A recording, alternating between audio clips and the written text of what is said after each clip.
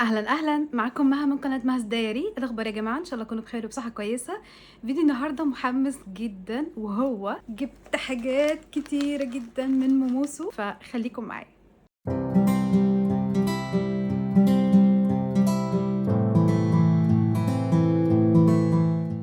اوكي، قبل ما نبدا لو متحمسين للفيديو دوت ما تنسوش تدعمونا باللايك وشير الفيديو مع اصحابكم وسبسكرايب لو اول مره تشوفوني، وكمان ما تنسوش تفعلوا زر الجرس عشان ما يفوتكوش اي فيديو من فيديوهاتي. يلا بينا نبدا. كلنا طبعا بنتحمس على الحاجات بتاعت الكوريين، واصلا المحل نفسه تحفه، اللي هو تخشي عايزه تشتري كل حاجه، عايزه عماله تعملي كده. هو دايسو، لا دايسو اعتقد ياباني. ففي موموسو وفي واحد تاني بس مش فاكره اسمه، بس فموموسو اعتقد ان هو كوري، وحاجاتهم تجنن تجنن بجد، من اكتر البلدان اللي انا نفسي ازورها اساسا، علشان حاجاتهم الغريبه كده العجيبه. يعني قبل كده لما كنت بسافر على ماليزيا في محلات زي كده، انا مش عارفه وقتها كانت ايه بقى، كانت كوريه ولا ماليزيه يعني، بس عندهم كده الحاجات الغريبه ديت، فاهمين؟ الحاجات اللي هي تحسيها مش يعني مش منطقيه ان انا اشتريها، يعني هعمل بيها ايه؟ بس شكلها حلو فانت عايزه تاخديها. اللي هو في حاجات كده وفي حاجات لا فعلا مفيده وبتفيد، يعني انه كاستخدام وكده. فخلونا نبدا. اوكي، الحاجات دي جبتها على مرتين الصراحه. ففي حاجات، اول حاجه في الكيس الصغير دوت، وفي الحاجات التانية في الكيس الكبير اللي وريتها لكم من شويه. فخلونا نبدا على طول. فاول حاجه قلت اما اجرب القطن بتاعهم، فجبت الست بدقيه دي، كانت ب9.5 درهم. ست بتاعت قطن دي فيها بنات كام واحده؟ فيها 160 واحده، ودي كانت ب9.5. انتوا عارفين ان انا بستخدم القطن تبع ديور اللي هو المربع اللي وريته لكم في الفيديو قبل كده. اللي ما شافش الفيديو دوت هحطه لكم هنا في الديسكربشن بوكس اللي عايز يبص عليه. كنت بعمل سلسلة فيديوهات اللي هي أرخص حاجة أو أرخص منتج من البراند الفلاني، وكانت أرخص حاجة من ديور اللي هي القطن بتاعهم، فجربته معاكم ووريته لكم وكده. فقلت أما أجرب دوت بما إنه يعني رخيص والكمية كويسة، واي نوت. فخلينا نفتحه ونشوف إذا كان كويس أو لأ. أنا أرمي فين؟ بس أنا عايزة أعرف أرمي فين من دلوقتي الحاجات اللي بتاعت الكيس، لأنه في حاجات كتيرة. فالحلو في الكيس إن هو كده، اللي هي ده عارفينه. هما كانوا كده جايين كيسين مع بعض. اعتقد ان احنا لازم نفتحها ونحطها في الكيس التاني. انا عندي قطن دلوقتي؟ لا ما عنديش. خليني افتحها. القطنه رفيعه قوي، ايه ده؟ المهم بنات، شوفوا ده شكل القطنه. شايفين ازاي رفيعه؟ يا نهار ابيض، ايه ده؟ عشان كده رخيص. شوفوا القطنه رفيعه موت. يعني انا مش عارفه دي عشان مثلا امسح روج عايزالي 2 3. اوكي، تاني حاجه جبتها وهي ليب ماسك مكتوب عليه قناع العناية بالشفاء بالحليب المرطب. طريقة الاستخدام: بعد تنظيف الوجه اخرجي قناع الشفاء اسلقيها على الشفاء، وبعد 10 ل 15 دقيقة قومي بإزالة القناع، ثم دلكي الشفاء بأصابعك لامتصاص المغذيات بالكامل. ده كان سعره بنات عشان تكونوا عارفين، سوري معلش انا ما قلتش كده في بداية الفيديو، في حاجات جبتها من موموسو الامارات، في حاجات من موموسو قطر. اوكي عشان نكون متفقين. فده كان سعره 5 ريال، اللي هي تقريبا 4.5 درهم، فمش الفرق الفظيع يعني، هتلاقوا السعر مقارب. فالمهم ده شكل الماسك. انا الصراحه ما بامنش بالحاجات ديت، بس بجيبها كده فور فن، يعني اللي هو من فتره لفتره بحب ان انا استخدم الحاجات ديت. المهم الحاجه اللي بعد كده جبت، ما تقولوليش ليه لانه يعني الفاين موجود في كل حته، بس عجبني شكلهم. فجبت الست بتاعت المناديل ديت او الفاين العبوات صغيره، فقلت ما فيش مشكله ممكن واحد ان انا احطه في الشنطه. بس شايفين الرسومات اللي مرسومه عليه؟ شكلها كيوت خالص. ده كان ب8 ريال بنات، في 6 قطع. اعتقد كل واحد مكتوب عليه اسم الكاركتر بتاعته: اني، جوجو، الفا. شوفوا شكلهم كيوت خالص. اوكي، الحاجه اللي بعد كده اخدت ماوث واش اللي هو مضمضه الفم. اشتريته من هناك لان كان حجمه صغير، شايفين حجمه قد ايه؟ فحلو ان انا احطه في السياره، احطه مثلا في الشنطه بتاعتي لو رايحه مطعم او حاجه. واعتقد ان العلبه دي ريفيلبل، فانا اقدر افتحها بعد كده واعبي من الماوث واش بتاعي، لانه شايفين حجمه قد ايه؟ حجمه صغير جدا يعني. ده كان حقه 10 ريال. كم ملي ده؟ 100 ملي بنات. تمام. بعد كده اخدت الكونتينر دوت اللي حجمه 30 ملي. اخدته علشان احط كحول، لان الكونتينر التاني اللي كنت بحط فيه الكحول اتكسرت. فاخدت الكونتينر دوت بلاستيك كده صغيره هي، ودي بنات 30 ملي، حجمها صغير يعني شايفين. فاقدر ان انا اعبيها من الكحول عندي في البيت واخليها معايا في الشنطه. انا دايما دايما دايما، حتى يعني من قبل كورونا ومن قبل المواضيع دي، وانا دايما معايا كحول في الشنطه. اوكي، دول اللي كانوا في الكيس الصغير. دلوقتي هوريكم الحاجات اللي موجوده في الكيس الكبير. جبت برضو قطن، بس القطن ده مختلف. القطن ده مربع، 180 قطعه. ده شكله، شوفوا كيوت قوي، حاجاتهم كده كلها كيوت. المهم خلينا نجربه، وان شاء الله ما يطلعش وحش زي التاني، اسخن من التاني. المهم هو ده شكلها، بتيجي كده مربعه. شايفين قد ايه بنات رفيعه؟ دي مش هتشيل اي حاجه يعني، او يمكن انا لاني اتعودت على بتاع ديور اللي هو تخين وطبقات. دي طبقتين اعتقد بالكتير او 3. anyways الحاجه اللي بعدها، واشتريت الباند ديت. دي اللي هي بتاعت مثلا لو عايزه تحطي مكياج او بتحطي سكين كير او حاجه. دي كان حقها 9.5 درهم.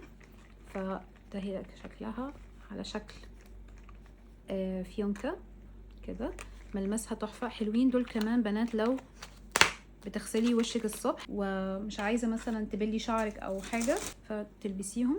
وعجبتني لان هي عريضة، شايفين قد ايه بتكبر، فمتهيألي هتكفي جميع انواع الروس. راسك كبيرة راسك صغيرة هتكفي، شايفين. وكمان حلو ان هي قطن، فهتمتص لو في اي مية. اوكي، الحاجة اللي بعد كده، وجبت باث بامب علشان بس شكلها، لكن انا مش شامة اي حاجة فيها. شكلها كده على شكل قلب، اعتقد ان دي لافندر، مش شامة الريحة قوي. مكتوب عليه تحذير غير صالح للاكل. مين هياكل ده؟ مين؟ قنبلة استخدام. قنبلة. قنبلة. ايه يا جماعة الترجمة الحرفية دي؟ صراحة مش قادرة اعرف. امبلا، لافندر. لافندر بنات، صح. اوكي، الحاجة اللي بعد كده جبت الميدالية ديت لان شكلها بجد عجبني. شوفوا الكيوتنس، على شكل بطة. شوفوا، جاي من هنا كده فيها جرز، ومن هنا برضو هوك كده، ومن هنا فيها ميدالية طويلة عشان لو عايز تمسكيها او حاجة. لحظة، ايه اللي مكتوب هنا؟ attitude is everything. اوكي، دي سعرها مكتوب. دي بنات كانت ب15 درهم ونص. اوكي، الحاجة اللي بعد كده اللي هي سكرابينج مساج تول، او بيسموها الجواشية اعتقد اسمها كده، والله ناسية مش عارفة. فاخترت اللون الشفاف دوت. خليني اوريكم من جوه ازاي شكلها. قبل ما اوريكم من جوه ازاي شكلها، بصوا من ورا مرسوم عليها ازاي يعني تستخدميها. انه من هنا من الوش كده، من الجنبين، ومن تحت كده، ومن الجبهة لفوق. فحبيت ان هم رسمين عليها طريقة الاستخدام ازاي. حاجة كلنا نعرفها يعني، خلاص ما اعتقدش مفيش حد ما بيعرفش يعمل الحاجات دي دلوقتي. وربنا يخلي لنا اليوتيوب بيعرفنا كل حاجة. مجرحة يا نهار ابيض، مجرحة ليوم التجريح. الماتيريال بتاعتها سيئة جدا. بصوا، مش عارفة مبين ولا لأ. خليني اعمل كده يمكن يبان. مش عارفة مبين ولا لأ بنات، بس مجرحة قوي. فاسترخصتها الصراحة، لانه دول يعني مش عارفة ليه غاليين قوي. شفت اماكن بتباعها بكام، ب200 وب300، مش عارفة ليه يعني. فكانت في موسو يعني، اكيد سعرها مش هيعدي 20 درهم او 20 ريال. بس الصراحة الكواليتي مش قد كده يعني، ما عجبتنيش. المهم اللي بعد كده جبت اسمه ايه، اسيتون. بس الاسيتون اللي هو بيكون كده في بادز. خليني اوريكم الاول شكل العلبة الكيوت. شوفوا شكل العلبة عامل ازاي. ده بالخوخ، ضمادات مزيل طلاء الاظافر. المهم بنات، اللي هي بيكون شكلها كده، وتشيلوا بيها. ريحته حلوة، ريحته اسيتون بس فيها طعم خوخ فعلا. انا استخدمتها اوريدي، وكنت حاطه مانيكير احمر، وانتوا عارفين ازاي المانيكير الاحمر بيتشال بصعوبه. وكمان حلوه في ايه، انه هي كان فيها زيت، فانت لما بتشيلي المانيكير مش بس بتشيلي المانيكير، وبتشيلي بترطبي كمان المكان. فكانت صراحه حلوه جدا. اوكي، الحاجه اللي بعد كده جبت توك، بس للاسف كمان مش موجود عليهم سعرها. كانت جايه في العلبه الصغيره ديت. شكلهم حلو يعني.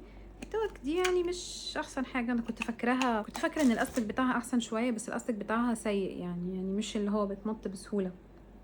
ده اخرها، شوفوا قد ايه بس. فاللي هي كده يعني ماشي حالك على السريع على السريع، بس بتنفع والله. لانه بصوا حجمه يعني، كميتهم حلوه، كميتهم كبيره. بصوا كميتهم قد ايه، وشكلهم كمان حلو، الوان وكده، بنفسجي ووردي واصفر، وفي شعره هنا. ف حلوين. الحاجه دي بقى بجد متحمسه ان انا استخدمها جدا صراحه. لسه ما استخدمتهاش لسه يعني. وهي بنات غسول للفم، مكتوب عليها منت كول ماوث واش. بصوا ازاي،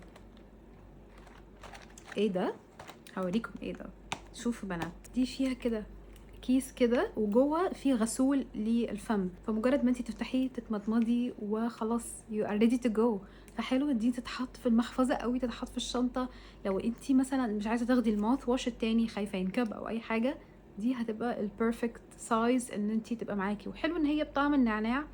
انا ما جربتهاش صراحه زي ما قلت لكم، بس هجربها واقول لكم رايي فيها، لانه اتس نايس يعني. حلو ان في حاجه زي كده تبقى موجوده في شنطتنا دايما، يعني علشان دايما يعني لازم نهتم بنظافه اسناننا ونظافه فمنا. كميتها كويسه يعني، شايفين قد ايه، وبرده مش مكتوب عليها السعر كام، حتى الفاتوره مش جوه بنات عشان اقدر اعرف لكم السعر كام. anyways الحاجه اللي بعد كده بنات، وبرده مش محطوط عليها سعرها، المهم اللي هي cleansing brush، ودي بيجي منها الوان بس ما كانش فيه لون وردي للاسف الشديد، فاخدت اللون اللبني اللي هي كده.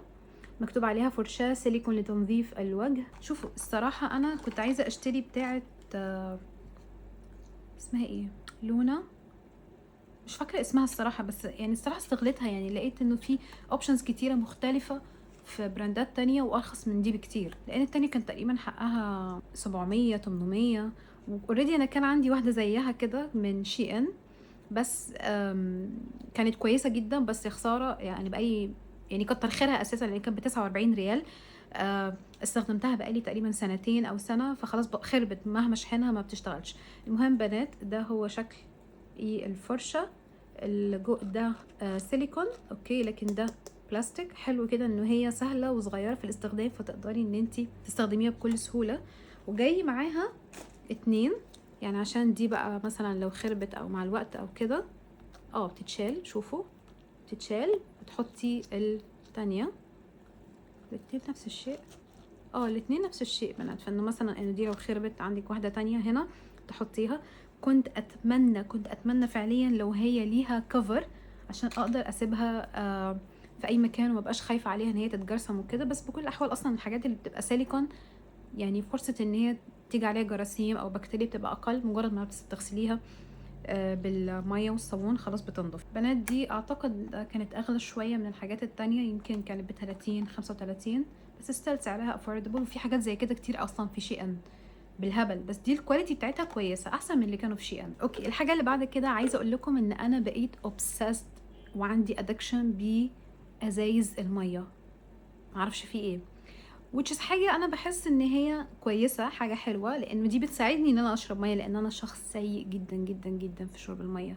جت فترة إن أنا بحاول إن أنا أشرب مية، فبقيت أعمل إيه، أحط فيها نعناع، أحط فيها خيار، أحط فيها فراولة إنه تبقى مية منكهة. بعدين بقيت أكسل، فبعدين بقيت أشتري مية منكهة، مية بالفراولة، مية بالليمون، مية بالنعناع مثلا. بعدين لقيت انه انا مش متاح دايما ان انا اعمل كده، يعني لانه اكيد مش هفضل رايحه جايه على السوبر ماركت اشتري حاجه زي كده. كنت بلاقيهم في كارفور، فاشتريت ازازه الميه ديت اللي بجد شكلها كيوت خالص وتحمس جدا على شرب الميه. وهي ده شكلها بنات، هي عباره عن ازازه ميه زي ما قلت لكم، لونها وردي، كل ده بلاستيك. مكتوب عليها هنا اسم البراند لينز هوم سبورت بوتل، والهاندل بتاعتها شايفين قد ايه كبيره حلوه. اوكي انا حاليا دي بنات 1 لتر. حلو عشان ابقى عارفه انا شربت ميه قد ايه. فدي عجبتني. بصوا الفتحه بتاعتها مش كبيره، صغيره، بصوا قد ايه. اوكي وكمان من هنا الفتحه كبيره، فانت لو عايزه تحطي جوه مثلا نعناع زي ما قلت لكم، فراوله، خيار، لو عايزه الميه تبقى منكهه يعني. مكتوب عليها كده موتيفيشن ووردز انه الساعه 7. خليني اوريها لكم بس الاول اللي هم هنا دولت. اوكي فمكتوب الساعه 7 الصبح تشربي واحده، ومكتوب جنبها ريدي جو. التانية الساعه 9 go for it. الساعه 11 believe yourself. الساعه 1 shoot your success. الساعه 3 PM don't give up. الساعه 5 almost there. الساعه 7 بالليل you made it. فبتحسوا ان هي يعني عبارات تحفيزيه كده ان انتي تقعدي تشربي ميه كل شويه.